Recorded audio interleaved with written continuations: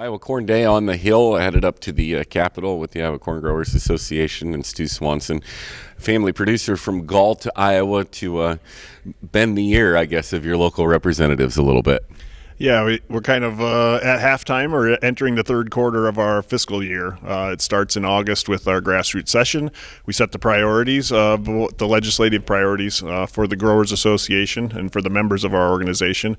We take that opportunity to prioritize, and then today we take a chance to come and visit with our legislators, remind them of our priorities, see what the progress we've made throughout the session, and remind them of where we'd like to end up as the session comes to a close. So what are the top issues? I know the value of the checkoff is one of the messages that you're talking about today. Yeah, that certainly came out as a high priority issue at the Grassroots Summit.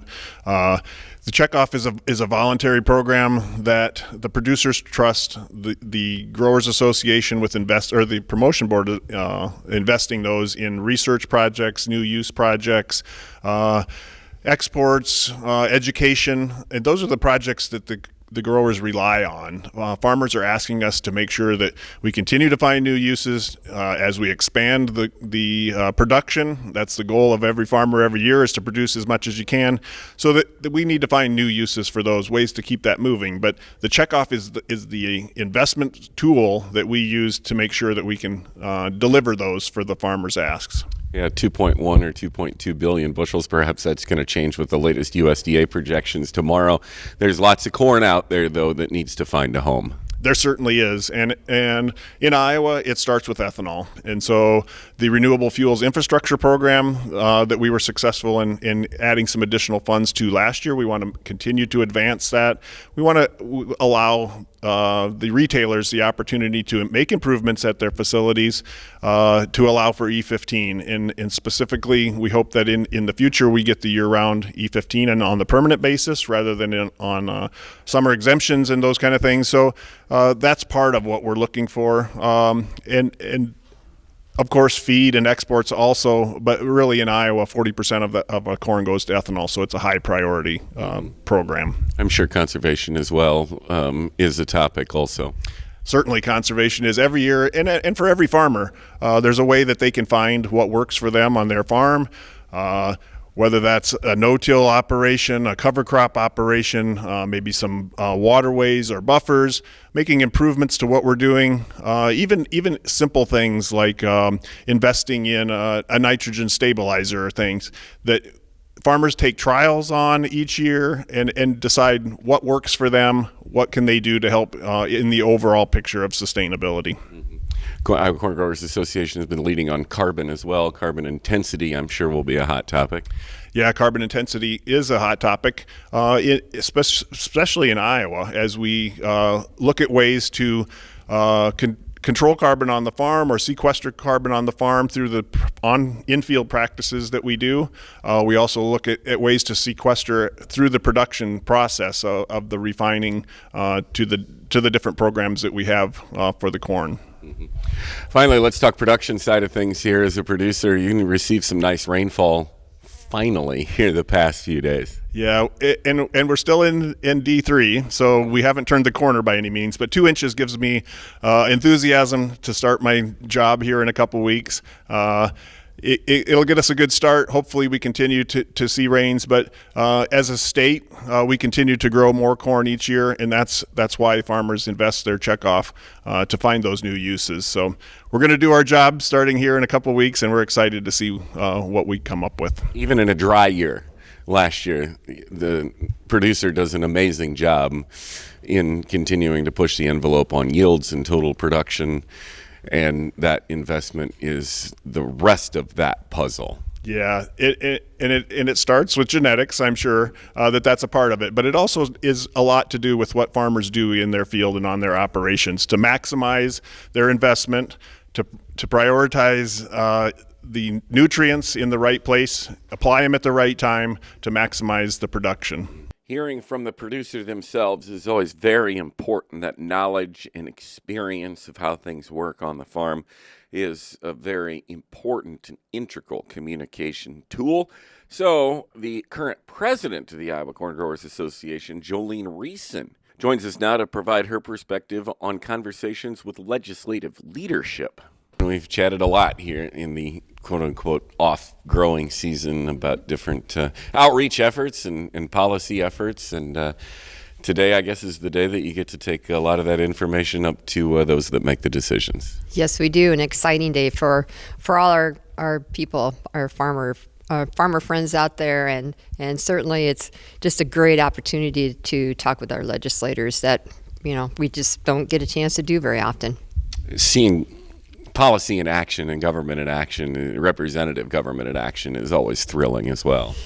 It is, and I know some people just hate the political part of it, but just realize that we have to understand and work within that political process, because those are the people that make the rules and the laws, and if we don't like what's coming down the tubes, then we best be getting down there and having conversation, telling them why this isn't good for the farmer out there. So. Well, this is how grassroots works, right? You have your policy meetings and development and processes, and these issues then rise to the top, and then you take them up and have those next conversations about implementation. Exactly. So it's ideas that come from farm families, from farmers out there that are actually doing the work, and it's like, so we need some help in this area, and they bring it to our grassroots summit, and then and we have that discussion, and then bring it into policy, and then visit with our policy things that are important to us, to our legislative branch here down in Des Moines. So what are you going to be talking about? So I get to visit with a lot of the upper executive, basically kind of Speaker of the House, in higher positions than just, I guess, the regular Senate and House of Representative people. So water quality, the checkoff, just a lot of the same things that we've been talking to them. The biofuels, just was super disappointed that the EPA came back with only being able to do this, our E15 year round, not going to be able to do it till next year. It's like, so yeah, going to have that conversation. I know we have tremendous support, but it's still, until we see it happen, nose to the grindstone and make it happen. Mm-hmm. So where does one find those cute little ear of corn earrings that you're wearing today? Y'all have to go down to Gallup, New Mexico, because that's where I found them. That would be the last place that I would ever expect to find corn earrings. Well, there's this little shop, and so my husband likes to make he makes jewelry. My husband makes jewelry, and so we kind of like to visit different shops when we go down south, and we happened to go into this one, and they had these in blue, and they had those in like an orange, and I'm just like, yeah, these are going home with me. So I like to support corn, and I guess that's just one way of letting everybody know where my passion is. Absolutely, and they work perfect on a day like this. Value of the checkoff, I'm sure, will be something that you're discussing as well. Yeah, so I just kind of liken it to, it's all part of the ingredients to make everything work. So, as we do research, as we,